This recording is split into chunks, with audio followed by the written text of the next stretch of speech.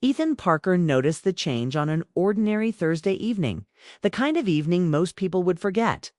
Rain tapped gently against the windows of Willow Creek Cafe, and the warm smell of coffee filled the air. He sat at his usual corner table, typing slowly on his laptop, pretending to focus on work while his mind wandered elsewhere. For months, this quiet routine had protected him from loneliness.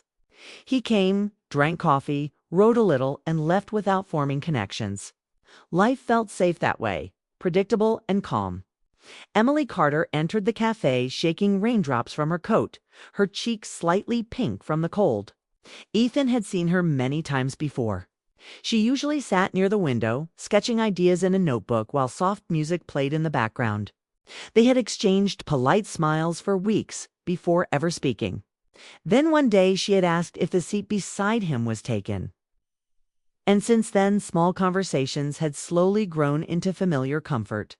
That evening, instead of choosing her usual seat, Emily walked directly toward Ethan's table. He looked up, surprised but not uncomfortable. "Mind if I sit here today?" she asked, holding her tea with both hands. "Not at all," Ethan replied, closing his laptop halfway. There was nothing dramatic about the moment, yet something felt different. Emily seemed more relaxed, as if sitting with him had already become natural in her mind. She didn't rush into conversation. She simply sat, watching the rain for a few seconds before speaking. "I think rainy days make people honest," she said softly. Ethan smiled faintly. "Or quiet." "Maybe both," she replied. Their conversation moved easily, without effort. Emily asked about his writing, but instead of praising it politely, she asked why he wrote in the first place. The question caught him off guard. Most people never asked about reasons. They only asked about results. "I guess," Ethan said slowly, "writing helps me understand things I don't say out loud." Emily nodded, listening carefully. She didn't interrupt or offer advice. Her attention felt genuine, and Ethan noticed himself speaking more than usual. He talked about moving to Portland after a breakup, about wanting a fresh start, and about how silence sometimes felt easier than explaining emotions. Emily didn't react with sympathy or judgment. She simply accepted his words. "That sounds lonely," she said gently. The honesty of her response surprised him. It wasn't dramatic or pitying, just understanding. For the first time in a long while, Ethan felt seen without being analyzed. As weeks passed, Emily continued sitting with him more often. She remembered small details he mentioned his favorite author, his dislike of crowded places, even how he preferred coffee without sugar. Ethan realized she paid attention in ways people rarely did anymore. One evening she asked, "What used to make you excited about life?" The question stayed with him long after he answered. It made him think about dreams he had quietly abandoned. Emily's curiosity didn't feel intrusive. It felt inviting, as if she was encouraging him to rediscover parts of himself. Without realizing it, Ethan began arriving earlier at the cafe, hoping she would appear. When she did, the room felt warmer. When she didn't, the evening felt strangely incomplete. Emily never forced closeness. Instead, she created space where conversation naturally deepened. She shared her own stories too, growing up in Seattle, chasing creative work and learning how independence sometimes came with hidden loneliness. Her voice softened when she spoke about trusting people slowly after being disappointed in the past. These exchanges built a quiet bond between them. There were no romantic confessions, no obvious flirting, just a growing emotional comfort neither of them rushed to define. One night, the cafe grew unusually crowded and strangers filled most tables. Emily arrived late and scanned the room before spotting Ethan. Her expression brightened instantly, a reaction she didn't try to hide. She walked over and sat beside him instead of across from him, their shoulders nearly touching. "Long day?" he asked. "The longest," she said, exhaling deeply. "I'm glad you're here." The words were simple, but they carried warmth. Ethan felt an unexpected sense of responsibility, not pressure, but importance. His presence mattered to someone again. They talked about small frustrations from work, funny moments from childhood, and random dreams about traveling someday. Emily laughed freely, often looking directly at him as if his reactions were the most interesting part of the conversation. Ethan noticed something else too. She never checked her phone while they talked. Time seemed slower when they were together, as if the outside world paused briefly. Closing time arrived, and the barista began stacking chairs. Ethan packed his laptop, assuming their evening had ended, but Emily remained seated. "Do you mind walking a little?" she asked. "I'm not ready to go home yet." They stepped outside into cool air scented with rain. Street lights reflected on wet sidewalks, creating golden lines across the pavement. They walked without a clear destination, talking about music and memories. Emily asked questions that encouraged honesty rather than impressiveness. She wanted to know what scared him, what he believed about love now, and what kind of future he imagined if fear wasn't involved. Ethan found himself answering truthfully. Normally, he guarded his feelings, but with her, silence felt unnecessary. As they reached the river, Emily slowed her pace. She watched the water quietly before speaking again. "You know," she said, "most people talk just to fill silence. I like that we don't have to." Ethan realized she was right. The quiet between them felt comfortable rather than awkward. They stood there for a moment, neither eager to leave. Eventually, Emily smiled softly and said goodnight, walking away while glancing back once before turning the corner. That small gesture stayed with Ethan all night. In the following days, he began noticing patterns. Emily often suggested small extensions to their time together.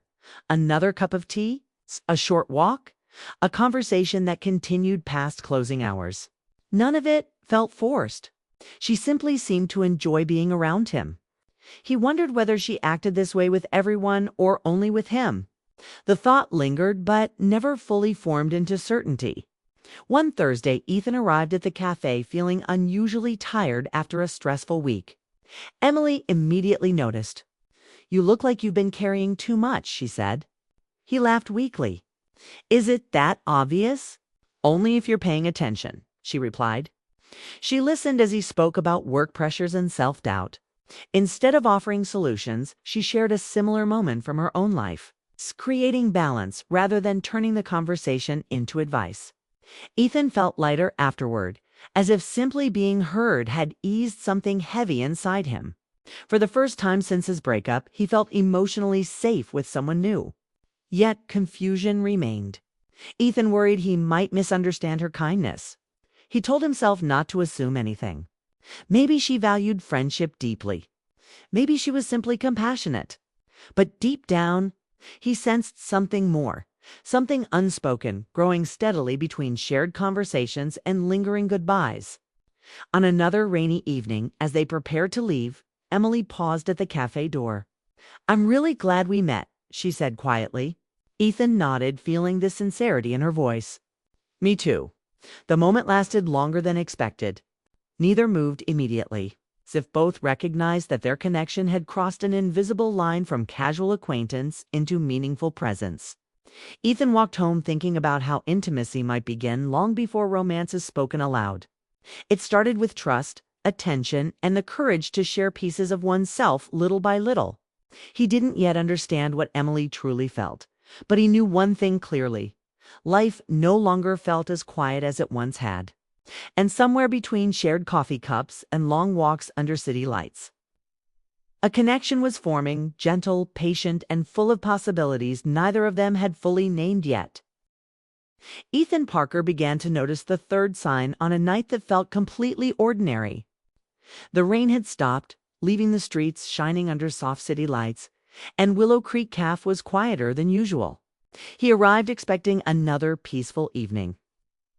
But Emily Carter was already there, sitting at their usual table with 2 cups of coffee waiting. She waved when she saw him, her smile calm yet meaningful, as if she had been looking forward to this moment all day. "You ordered for me?" Ethan asked, surprised. "I guessed your choice," she said lightly. "Hope I was right." He tasted the coffee and laughed. Exactly right. It was a small detail, but it stayed with him. Emily wasn't just spending time with him anymore. She was anticipating him. She noticed his habits, remembered preferences, and created moments that felt personal without making them heavy. Ethan felt something shift inside him, a quiet realization that their connection had grown deeper than casual friendship. That evening, Emily seemed thoughtful. She listened closely as he spoke, her attention steady, her expressions warm. When he paused, she didn't rush to fill silence. Instead, she allowed space, as if trusting that honesty would arrive naturally. Ethan found himself sharing things he had never planned to say, worries about the future, fears of repeating past mistakes, and doubts about whether he was ready to care about someone again. Emily looked at him gently. "You don't have to rush healing," she said. "But you don't have to stay guarded forever either." Her words were simple, yet they carried emotional courage. Ethan realized she wasn't trying to fix him. She was inviting him to feel safe enough to open up. That was when he began to understand the third sign. She allowed vulnerability, both hers and his. Later, as the cafe prepared to close, Emily didn't stand immediately. She traced the rim of her cup thoughtfully before speaking again. "Can I tell you something honest?" she asked. Ethan nodded. "I feel comfortable around you," she said. "More than I expected to feel with anyone here." The confession wasn't dramatic, but it held sincerity. Ethan sensed trust behind her words. She wasn't declaring romance openly. She was revealing emotional closeness, the foundation beneath deeper connection. They walked outside together, the night air cool and calm. Instead of heading separate directions, Emily matched his pace naturally. Their conversation turned lighter, filled with laughter and shared observations about strangers passing by, city lights reflecting on windows, and dreams they once imagined as teenagers. At the Riverwalk, Emily stopped and leaned against the railing, watching the water move slowly. "Do you ever think timing matters more than feelings?" she asked. "Probably," Ethan said. "Right person, wrong time happens a lot." She nodded but didn't look away from the water. "And sometimes people meet when they're finally ready to understand each other." Her words lingered between them. Ethan felt a quiet awareness growing. Emily wasn't speaking randomly.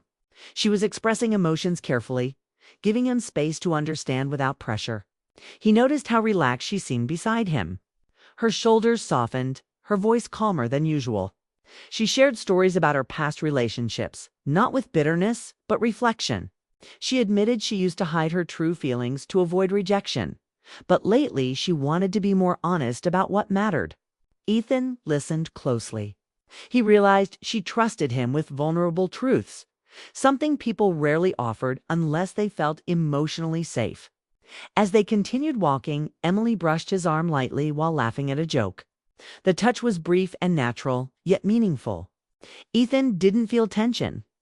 He felt warmth. It wasn't about physical closeness alone. It was comfort, a silent reassurance that being near him felt right to her. Days passed, and their connection deepened through shared routines.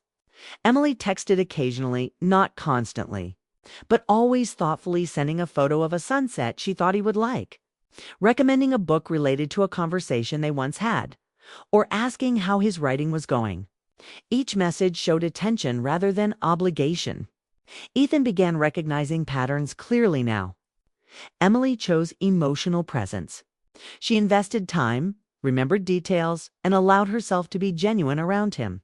These were not accidental actions. They were signs of trust and growing intimacy. One Saturday afternoon, Emily invited him to an art exhibit where her work was displayed. Ethan hesitated at first, unsure if he belonged in that part of her life, but she insisted gently. "It would mean a lot if you came," she said. At the gallery, Ethan saw a different side of her. Confident, creative, alive with passion. Yet despite friends and colleagues surrounding her, Emily often glanced toward him, checking if he felt comfortable. When introductions ended, she returned to stand beside him.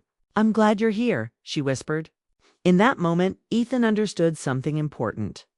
Emily wasn't just including him in her free time. She was inviting him into her world. Sharing personal spaces and meaningful experiences required emotional openness.